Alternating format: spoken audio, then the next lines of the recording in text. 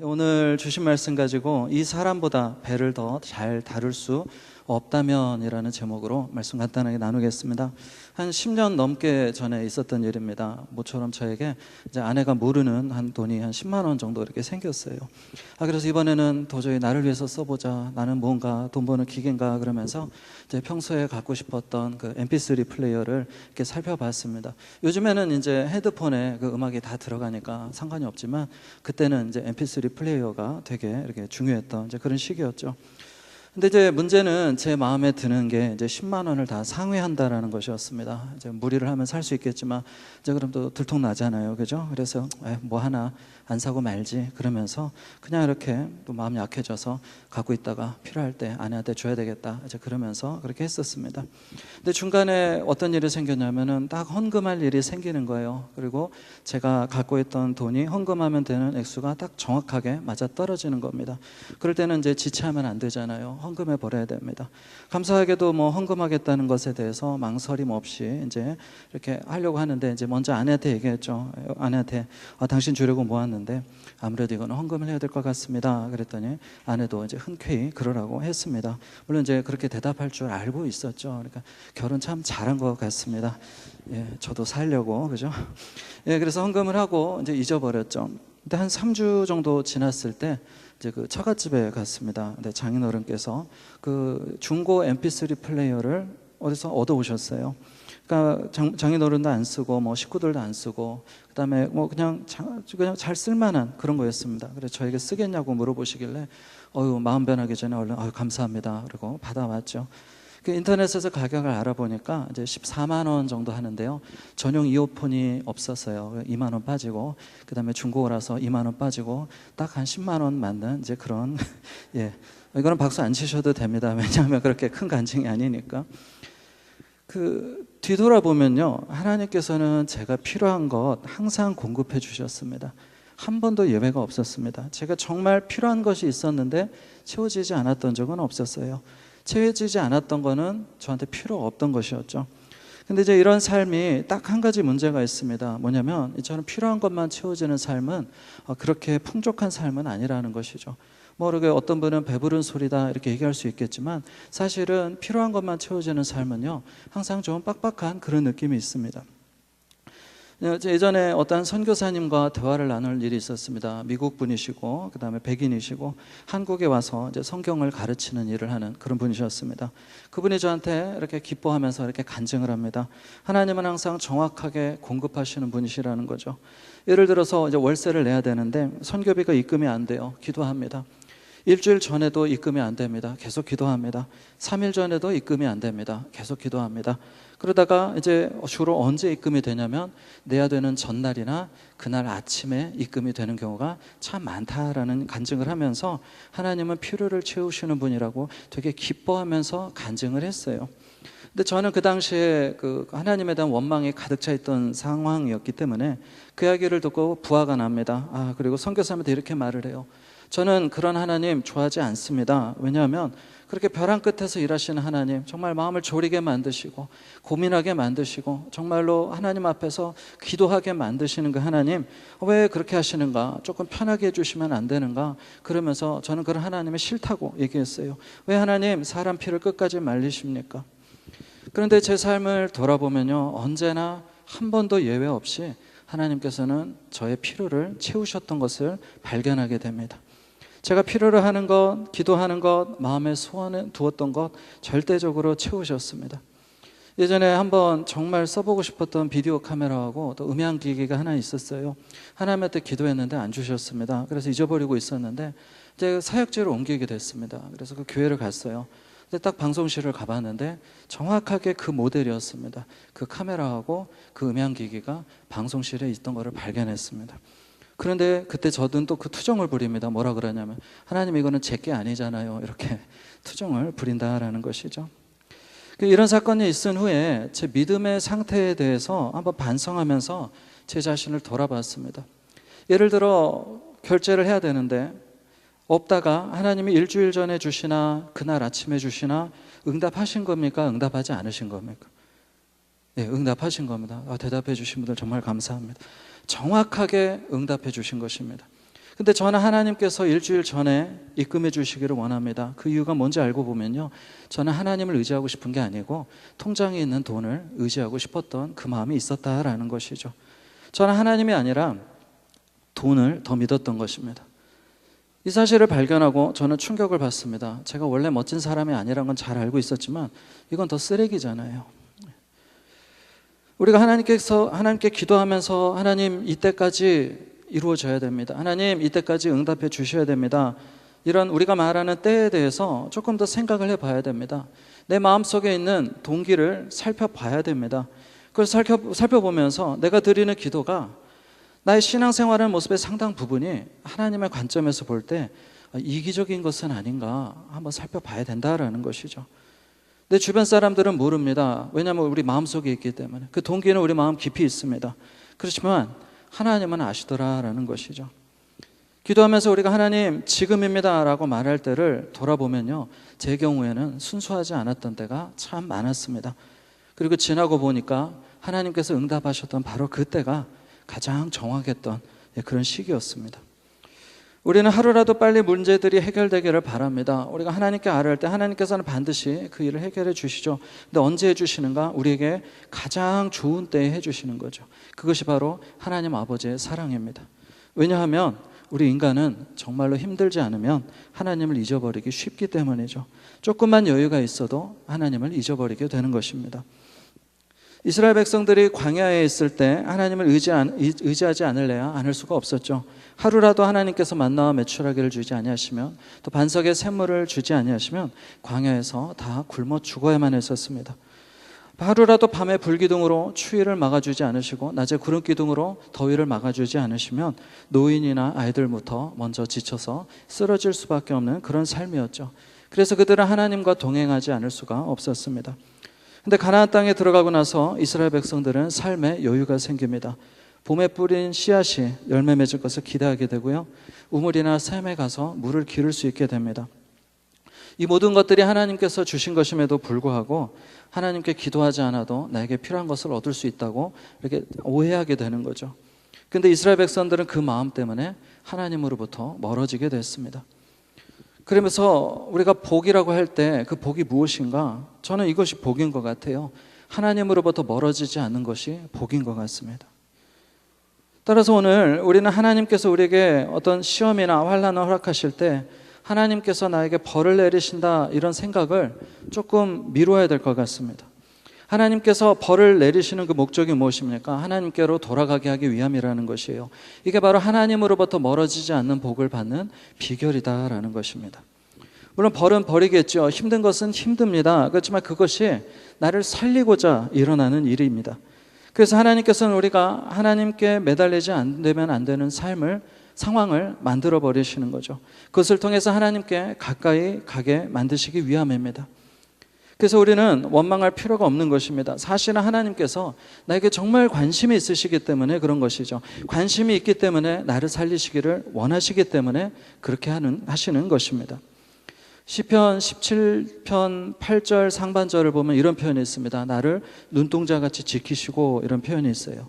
우리가 눈동자 어떻습니까? 뭔가 얼굴 쪽으로 날아오면 얼른 눈을 감죠. 이거는 내가 감으려고 해서 그런 게 되는 게 아니고요, 반사신경입니다. 뭐가 눈앞으로 날아오면 눈을 감아버려요. 바람만 불어도 눈을 감습니다. 티끌이라도 눈에 들어가면 눈물을 흘려서 그 티끌을 빼내버리죠.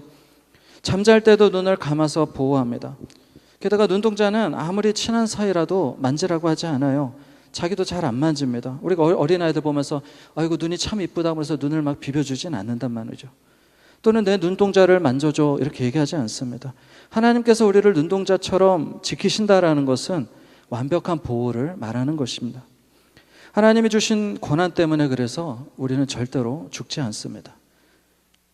우리는 하나님이 주신 고난 때문에 산다라는 것이죠. 그래서 일반적으로 하나님께서 사랑하시는 사람들은 힘든 과정을 거치게 하십니다. 왜냐하면 그런 과정을 통해서 하나님을 더 신뢰하게 되고 하나님께 감사하는 것을 더 배울 수 있게 되기 때문입니다. 세상 사람들 이야기는 할 필요 없습니다. 안 믿는 사람들이 더 잘 되네요, 이런 얘기 할 필요 없습니다. 저도 전에는 그렇게 생각했지만 아닙니다. 기억하시기 바랍니다. 신앙생활하는 우리가 더 행복합니다. 왜냐하면 인간의 조건은 단 하나인데 하나님과 함께 있느냐 함께 있지 않느냐, 바로 그것 때문이라는 것이죠. 결국 사람이 하나님께 쓰임받고 복을 받는 때가 언제입니까? 하나님 없이는 안 되는 사람이 되었을 때 복을 주십니다. 왜냐하면 이 훈련이 잘 된 사람은 옛날보다 환경의 조건들이 더 나아졌다고 해서 하나님을 모른다고 하지 않기 때문입니다. 계속해서 잘 갑니다. 더 하나님께 열심을 다해 매달리고 충성하게 되는 것이죠. 오늘 본문은 다윗이 밧세바와 범죄한 후에 선지자 나단이 와서 죄를 말하고 갔을 때 지은 시편입니다. 다윗은 하나님이 없으면 안 되는 사람이었어요. 근데 실수를 했습니다. 그리고 하나님께서는 나단 선지자를 통해서 다윗의 죄를 상기시켜 주시면서 돌이킬 기회를 주십니다. 바로 네가 그 사람이다 말씀해 주십니다. 그러자 다윗은 바로 회개에 들어가죠. 그 이유가 무엇입니까? 다윗은 하나님이 없으면 안 되는 사람이었기 때문에 그래요. 다윗은 하나님의 벌이 무서웠기보다는 하나님과의 관계가 끊어지는 것을 더 두려워했습니다. 그게 바로 오늘 우리가 읽은 시편 51편의 내용이라는 것이죠. 오늘 이 밤에 하나님께 대한 우리의 마음을 한번 점검하는 시간이 되었으면 하는 소망함이 있습니다. 하나님께서 우리를 향하신 마음 절대 변하지 않습니다. 그러나 하나님께서 우리를 생각하시는 마음, 창세부터 지금까지 한 번도 변하지 않으셨습니다. 그분은 우리를 영원히 사랑하십니다. 그리고 우리를 향한 위대한 계획을 갖고 계시고 그 다음에 그 계획을 지금도 이루고 계시다라는 것이죠. 혹시 지금 자신의 상황을 보면서 불안하고 절망되시는 분이 계시다면 오늘 본문을 살펴보면서 우리가 두려워하지 않아도 되는 이유, 절망하지 않아도 되는 이유를 두 가지로 한번 살펴보겠습니다. 첫 번째입니다. 나의 기도를 들어주시는 하나님이 계시기 때문에 절망하지 않아도 된다라는 것입니다. 우리 본문 1절 한번 같이 읽어보기를 소원합니다. 같이 읽어보겠습니다. 시작. 하나님이여 주의 인자를 따라 내게 은혜를 베푸시며 주의 많은 긍휼을 따라 내 죄악을 지워주소서. 아멘. 다윗은 하나님께 나아가는데 무엇을 믿고 나아갔습니까? 자신을 긍휼히 여기시는 하나님을 믿었습니다. 또 자비가 많은 분이심을 믿었습니다. 또 자신이 저지른 죄악을 지울 수 있는 분이심을 믿었습니다.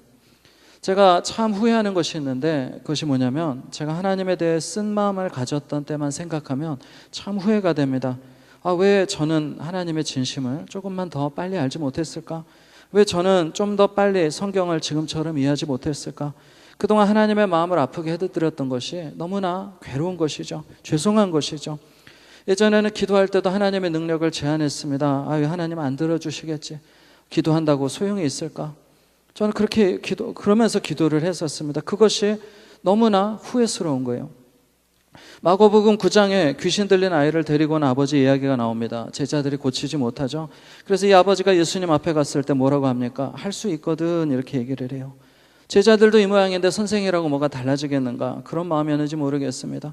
그래서 그 아버지가 이렇게 얘기합니다. 그러나 무엇을 하실 수 있거든 우리를 불쌍히 여기사 도와주옵소서.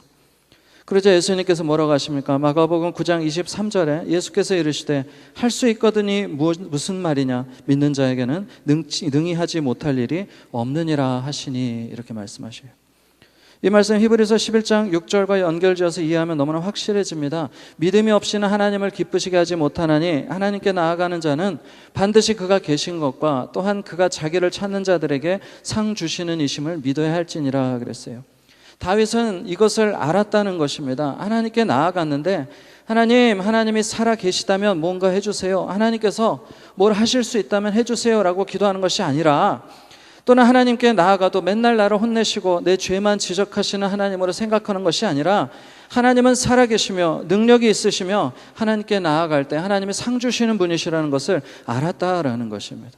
그것을 알았기 때문에 다윗은 하나님께 담대히 나아간 것이죠. 그래서 우리는 하나님께 또는 사람들 앞에서 하나님은 좋은 분이라는 고백을 진심으로 할 수 있어야 됩니다. 의지적으로 또 해야 됩니다. 왜냐하면 처음부터 믿어지지 않을 수 있기 때문이죠. 하나님께서는 믿음의 고백을 정말 기뻐하십니다. 그뿐만 아니라 하나님께서는 우리 입을 열어 내 옆에 있는 사람에게 말로 하나님을 인정하는 것을 정말로 좋아하십니다. 마태복음 10장 32절에 누구든지 사람 앞에서 나를 시인하면 나도 하늘에 계신 내 아버지 앞에서 그를 시인할 것이오 그랬어요. 그러면은 마음만 믿으면 된다고 하는데 그것도 아닙니다. 로마서 10장 10절에 사람이 마음으로 믿어 의에 이르고 입으로 시인하여 구원에 이르느니라 그랬어요. 입으로 시인하는 단계가 분명히 있다고 성경은 말씀하는 것입니다. 때때로 응답이 오래 걸릴 때가 있습니다. 근데 그럴지라도 우리는 기도하면서 기도 가운데 믿음의 고백을 해야 되는 것이죠. 하나님, 저는 하나님 때문에 잘 될 것입니다. 하나님께서는 반드시 응답해 주실 것입니다. 내 뜻대로가 아니라 하나님의 뜻대로 응답해 주실 것입니다. 이 고백은 하나님께서 기뻐하신다라는 것이죠. 우리에게 이런 꾸준한 마음이 있는가? 우리에게 이러한 포기하지 않는 마음이 있는가? 우리에게 이러한 낭망하지 않는 마음이 있는가? 정말 중요한 것입니다. 한 외국인 선교사가 1907년에 있었던 평양 대부흥에 대한 이야기를 한 것이 있습니다. 외국인의 눈으로 본 부흥에 대한 어떤 기사였죠. 꾸준한 기도에 대한 어떤 그런 내용이었습니다. 그때 한 몇 명의 선교사가 매일 정오에 모여서 한국의 변화를 위해서 이제 기도하기로 결정합니다. 그리고 한 달 정도를 이렇게 기도하죠. 근데 한 사람이 이제 얘기하기 시작합니다. 뭐라 그러냐면, 우리가 한 달간 기도했는데 아무 변화가 없으니까 이제 기도회를 중단합시다, 이렇게 얘기를 해요. 그리고 각자 편의에 따라서 각자 가정에서 기도합시다, 이렇게 얘기를 합니다. 그러나 다른 사람들은 오히려 매일 더 많은 시간을 내어 기도해야 된다고 항변해요. 그래서 4개월간 이제 기도회를 계속하게 되죠. 외국인 선교사들의 기도 모임입니다. 근데 그때 갑자기 하나님의 부흥의 은혜가 터지기 시작합니다. 여기저기서 교회 예배가 죄를 통해 자복하면서 예배가 중단되는 일이 일어나고요. 한 곳에는 주일 밤 예배 때 교회 한 지도자가 일어나더니 과거의 유산을 관리하다가 자거를 착복한 것을 자백합니다. 그리고 온 교회가 회개의 은혜 가운데 들어가게 되죠. 그날 밤 예배가 월요일 새벽 2시까지 계속해서 이어졌습니다. 그렇게 교회가 정결하게 되자 수많은 죄인들이 구원을 받고요. 많은 무리가 호기심 가운데 교회로 밀려들기 시작합니다. 어떤 이들은 조롱하러 왔다가 성령님의 은혜로 변화받게 됩니다. 호기심을 가진 자 중에 도적 두목이 있었는데 강도단의 우두머리였습니다. 그런데 그곳에 예배당에 왔다가 통회하고 회개하고 그다음에 즉시 경찰서를 찾아가서 나는 강도단의 두목이라고, 나를 잡아가라고. 그러자 놀란 경찰관은 아무도 자네를 고소하지 않았는데 스스로 고소하다니, 이런 법은 없다, 당신 이런 경우를 다룰 법이 없다면서 풀어주는 일도 일어났습니다. 그러면서 그 기도 모임을 했던 선교사 중에 한 분이 이런 말을 합니다. 수개월 동안 기도드린 것에 대한 대가를 충분히 받았습니다. 하나님께서 성령의 은혜를 주심으로 우리 모두가 반년 동안 할 수 있는 일보다 더 큰 일을 한나절에 이루어 놓으셨습니다, 라고 고백했다라는 것이죠. 실제로 어떤 교회에서는 새벽 4시 30분에 새벽 기도회를 한다 그러니까 첫날 새벽에 기도에 갈급하여서 400명이 모이고 며칠 계속되니까 600을 돌파하고 나중에는 1100명이 모이게 되는 그런 일이 있었다라는 것입니다. 그래서 불신자들은 무슨 일이 일어났는가 보러 왔다가 경의에 찬 음성으로 살아계신 하나님이 여기 계시다라고 외치는 일들이 일어나기 시작했습니다. 그리고 외국인 선교사는 이런 말을 하면서 이제 그 글을 끝을 맺습니다. 한국에서 가능한 것은 우리나라에서도 가능합니다. 하나님은 민족을 편애하지 않으시고 하나님 우리에게 복 주시기를 갈망하시며 우리에게 성령 부어주시기를 갈망하십니다, 라고 그 글을 마무리를 짓습니다. 제가 항상 되새기는 것이 있습니다. 되새긴다라는 뜻은 쉽지 않다는 얘기겠죠. 잊지 않으려고 자꾸 애를 씁니다. 뭐냐면요, 기도하는 것을, 하나님의 길을 가는 것을 포기하지 않으려고 되게 애를 씁니다. 설령 제가 살아있을 때 제가 기도했던 것들이 응답되지 않는다 할지라도 제 자녀 때라도 일어날 것을 기대하면서 기도를 멈추지 않으려고 애를 쓰고 있습니다.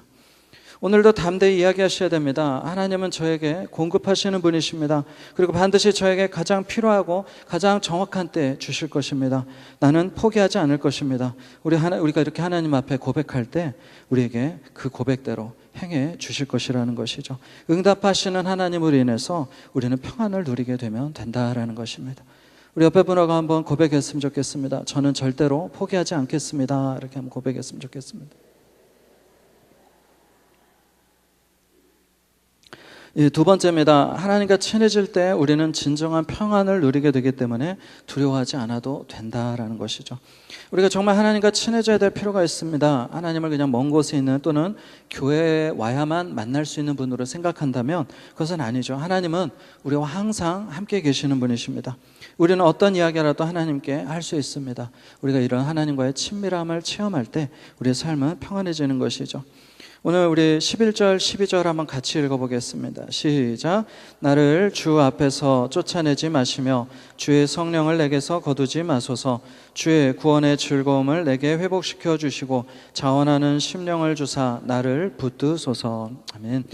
얼마나 하나님을 가깝게 표현하는 기도인지 모르겠습니다. 하나님, 저를 내쫓지 말아주세요. 하나님, 저를 떠나지 말아주세요. 하나님, 저를 회복시켜 주세요. 하나님 없으면 안 되는 상태라는 것이죠. 저는 종종 이제 연세가 지긋하신 남자분들이, 아내분들이 어떤 이렇게 자녀가 출산을 한다든지, 그 다음에 아니면 먼 여행을 떠난다든지, 그래서 아내분들이 오랫동안 멀리 다른 곳에 가 있으면요, 굉장히 힘들어하는 것을 제가 종종 봤습니다. 저는 그때 그 모습들이 되게 이상하다고 생각을 했습니다. 희한하다. 밥이야 밥솥이 해주면 먹으면 되는 거고, 빨래는 세탁기에 해주고 밤에 널어놓으면 아침에 다 마르고, 내 할 일 하면서 지내면 되지 왜 이렇게 힘들어 하시나, 이렇게 고민을 했어요. 근데 제가 요즘 이렇게 배우는 게 뭐냐면요, 아내가 필요해서 그런 게 아니라, 부려먹으려서 그런 게 아니라, 그냥 아내가 없으면 안 되는 존재가 되었기 때문에 그렇구나라는 것을 제가 조금씩 배우고 있습니다. 근데 남자들이 자신이 그래서 그렇다는 걸 모르니까 없으면 어디 갔냐고 짜증내고, 또 여자분들도 맨날 자기 부려먹으려고 찾는다고, 지겹다고 생각하는 건 아닌가. 그렇죠? 오랜 시간 함께 지내다 보면 없으면 안 되는 상태가 되는 것 같아요. 표정을 보니까 아닌 것 같고 이렇게. 하나님과의 사귐도 동일합니다. 오랫동안 신앙생활을 하다 보면요, 점점 기도가 바뀌어요. 처음에는 하나님을 이용하려는 기도를 합니다. 그러다가 점점 하나님을 기쁘시게 하는 기도로 바뀌죠. 하나님이 기뻐하시는 기도를 하게 되는 거죠. 그리고 기도하다 보면요, 이제 딱 그 견적이 나옵니다. 이거는 되겠구나, 또는 이거는 안 되겠구나, 하나님이 기뻐하시는 기도가 아니구나. 이게 하나님의 뜻을 알아가는 거예요. 왜요? 친밀해지기 때문에 그렇다라는 것입니다. 그래서 우리가 하나님과 친해지면 행복하다고 말하는 이유가 무엇이에요? 하나님의 뜻을 분별할 수 있기 때문에 시행착오가 줄어들게 된다는 것이에요. 그래서 하나님은 원하지 않는 길로 가서 고생하고 돌아오고 회개하고 돌아오는 게 아니라, 아예 하나님이 원하지 않는 것은 시도조차 하지 않게 되기 때문에 우리 인생이 평안해지는 것입니다. 복음서에 예수님과 하나님의 친밀함을 나타내는 구절이 참 많은데요, 그중 하나를 소개하기 원합니다.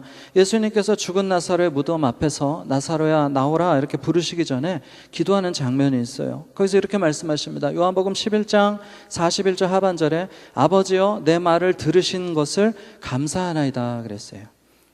뭐라고 기도하셨다고요? 들으실 것을, 이게 아니고요, 들으신 것을 감사하나이다 그랬어요. 영어 문법으로는 현재 완료입니다. 뭐냐면 이미 된 것입니다. 응답이 온 거예요. 예수님께서는 그것을 그냥 말로 말했을 뿐이라는 것이죠. 근데 이어서 요한복음 11장 42절을 표준 세번역으로 한번 보면 이렇게 되어 있어요. 나는 아버지께서 언제나 내 말을 들어주시는 줄 압니다. 그런데도 이렇게 말씀을 드리는 것은 둘러선 무리에게 아버지께서 나를 보내신 것을 믿게 하려는 것입니다 그랬어요. 예수님은, 하나님께서 언제나 예수님의 말을 들어주시는 걸 알고 있었습니다. 그런데 그렇게 말씀하시는 이유가 뭐라고요? 주위 사람들 하여금 믿게 하기 위함이었다라는 것이에요. 많은 기도 응답을 받은 조지 뮬러 아실 겁니다. 이 조지 뮬러가 이제 부부가 배를 타고 여행을 하게 됐습니다. 근데 그 조지 뮬러의 부인이 배멀미가 몹시 심해서 평소에 자기가 앉는 그 의자가 아니면 배를 탈 수가 없었어요. 그래서 원래 그 앉던 의자를 이제 다른 편으로 붙였는데 이게 도착이 안 되는 겁니다. 배는 떠날 시간이 가까워오고 의자는 배송이 안 되고 있고, 요즘 같으면 왜 이렇게 빨리 안 오냐고 택배기사한테 전화해가지고 재촉이라도 했을 텐데, 그때는 그런 것도 없잖아요. 그러니까 옆에서는 이렇게 차라리 저 앞에 있는 상점에 가서 다른 의자라도 사오라고 자꾸 얘기합니다. 근데 조지 뮬러가 꿈쩍하지 않아요. 왜 그러냐 그랬더니, 이미 하늘에 계신 아버지께 그 의자를 기꺼이 주시기를 특별히 기도했으니 하나님께서 그렇게 하시리라 믿을 것입니다 그랬어요. 믿을 것입니다 그랬어요. 기도하고 평안으로 응답 받았다는 것입니다. 그런데 이제 배 출발 시간이 되었습니다. 그래서 조지 뮬러는 자신이 보낸 물건이 잘못 배달되거나 그러지 않을 것을 확신하면서 갑판 위로 올라갔습니다. 근데 바로 그때 배가 떠나기 바로 직전에 차량 하나가 부두에 도착했는데 짐꾸러미 맨 위에 조지 뮬러의 그 의자가 실려 있었습니다. 그 의자는 바로 배로 옮겨졌고, 조지 뮬러에게 다른 의자를 사오라고 재촉하던 그 사람 손에 그 의자가 들리게 됩니다. 그리고 조지 뮬러에게 의자를 넘겨주었을 때 뮬러는 전혀 놀라지 않았어요. 그냥 고요히 모자를 벗고 하늘에 계신 아버지께 감사의 기도를 드릴 뿐이었습니다. 왜 하나님께서는 이렇게 벼랑 끝에 역사하셨을까요? 왜 하나님은 이렇게 마지막 순간까지 가서 역사하셨을까요? 어떤 사람은 조지 밀러를 시험하려고 라고 대답할 수 있습니다. 그렇지만 이야기 가운데 보면 조지 밀러는 흔들리지 않습니다. 미동도 하지 않습니다. 왜요? 분명히 믿고 있었거든요. 분명히 응답 받았거든요. 차라리 우리는요, 조지 밀러의 주변 사람들에게 교훈을 주시기 위해서 마지막 순간까지 그 의자를 붙들어 두신 거라고 생각하는 게 더 타당하다라는 것이에요. 제가 서두에 말씀드렸습니다. 하나님 왜 꼭 벼랑 끝에 역사하십니까? 하나님 왜 꼭 끝에 가서 거의 다 닥쳐서 또는 그 시점을 지나서 역사하십니까? 라고 물어보고 싶은 분들 계시다면 이렇게 생각하셔도 무방할 것 같습니다. 내 주변에 있는 사람들이 그것을 보고 하나님을 믿게 하려고요. 우리는 적어도 그런 수준의 사람이라는 것입니다. 하나님께서 우리를 그렇게 사용하시는 사람이라는 것입니다. 우리 옆에 분하고 한번 선포해 보겠습니다. 저는 그 정도의 수준의 사람입니다. 네, 근데 별로 믿음 없이 얘기하시는 것 같아요. 한 번만 조금만 목소리 톤을 높여서 저는 그 정도의 사람입니다. 우리 한번 다시 한번 얘기해 보겠습니다. 아멘, 아멘. 네. 기억하시기 바랍니다. 우리가 하나님과 친해지면 하나님의 응답의 시기에 대해서 불안해지지 않게 됩니다. 또 하나님께서 우리가 그렇게 좋아하지 않는 벼랑 끝 응답을 주실 때에도 내 주변에 있는 사람들이 이것을 보고 깨닫게 하시려고 하는구나, 이렇게 반응하게 된다라는 것이에요. 하나님께서 로마서 8장 28절의 말씀처럼 모든 게 합력하여 선을 이루게 해주실 것을, 그것이 믿어지게 되는 것입니다. 그래서 오늘 내가 조금 힘들어도, 오늘 내가 고생해도 이것이 씨앗되어서 하나님 많은 열매로 올 줄로 믿습니다라고 고백하게 된다라는 것이죠. 그래서 하나님의 뜻을 분별한다고 성경을 탁 펴서 읽거나 하나님이 안 알려주면 점쟁이라도 찾아가야지 하는 무서운 죄를 범하지 않게 되는 것입니다. 하나님 언제까지입니까? 라는 기도도요, 점점 줄어들게 됩니다. 우리 종종 하는 말 중에 그 습관을 죄악시하는 그런 경향성이 좀 있는 것 같습니다. 습관에 쫓아서 예배드리고 습관을 쫓아서 주일 나왔고, 그런데 저는 그 습관이 친밀함이라고 봅니다. 하나님과의 친밀함입니다. 예를 들어 주일 아침마다 교회에 가야 하는지 기도해보고 응답받아서 결정하는 사람이 있다고 한다면 그게 과연 정상이냐는 것이에요. 그죠? 초신자나 그렇게 하겠죠. 더 쉬운 예를 들어볼까요? 어떤 남편이나 아내가 하루 직장에서 일과가 끝나고 나서 오늘은 어느 집을 갈까 이렇게 고민한다면 이게 정상이냐는 것입니다. 집에 갈까 말까 고민한다면 그게 정상이냐는 것이에요. 당연히 집에 가는 거죠. 그럼 그게 습관을 쫓아 귀가하는 겁니까? 아니라는 것입니다. 습관은요, 따라해 보십시오. 습관은 친밀함입니다. 예, 감사합니다. 습관은 친밀함입니다. 그러니까 예수님께서 잡히기 전에 감람산에 기도하러 가실 때 어떻게 가십니까? 성령님의 부르심을 받아서 가십니까? 아니면 습관으로 가십니까? 누가복음 22장 39절에 예수께서 나가서 습관을 따라 감람산에 가시며 제자들도 따라갔더니 그랬어요. 그러니까 우리가 오해하지 말아야 되는 게 습관이 아니라 타성에 젖는 게 문제죠. 습관은, 좋은 습관은요, 우리에게 유익한 겁니다. 절대로 포기해서는 안 되는 겁니다. 중요한 건 타성에 젖어서 예배 드리는 거. 그냥 아무 감동 없이, 아무 생각 없이, 아무 느낌 없이 예배 드리는 거, 그게 문제인 거지. 예배 드리기 위해서 당연히 가는 걸로 정해놓는 것은 좋은 곳이라는 것이죠. 친밀함입니다. 그래서 하나님과 친밀해지면 삶이 더 즐거워집니다. 이것은 세상에서 말하는 것처럼 모든 걸 포기했기 때문에 달관의 경지에 오르는 게 아니고요, 하나님을 소유했기 때문에 즐거워지는 것이죠. 포기했기 때문에 미련이 없어지는 게 아니고요, 내려놓을 때 채우시는 하나님을 알기 때문에 즐거워지는 것입니다. 우리가 내려놓는다 하고 오해하는 것이, 나는 포기했어, 그러니까 나는 마음이 가벼워서, 나 마음이 평안해서 차라리 내가 신경 안 쓰니까 좋아, 이거는 내려놓음이 아니라는 것이에요. 특별히 그 자녀들을 위해서 또는 어떤 하나님의 원하시는 일들을 위해서는요, 어떠한 역경과 시련이 와도 붙들고 기도할 수 있어야 된다는 것이에요. 그런 거는 내려놓는 게 아닙니다. 우리가 잘 알아야 됩니다. 하나님 앞에서 복받는 신앙생활을 하기 위해서 정말 우리가 쉽게 빠질 수 있는 자기 함정에서 벗어나야 된다는 것이죠. 그것이 가능하게 만드는 것이 바로 하나님과의 친밀함이라는 것입니다. 하나님의 마음을 알고 하나님의 뜻을 아는 것이죠. 말씀 정리하겠습니다. 어떤 사람이 동생과 함께 캐나다 국경에 있는 그 나이아가라 폭포 옆을 지나는 배를 타고 이제 지나가고 있었습니다.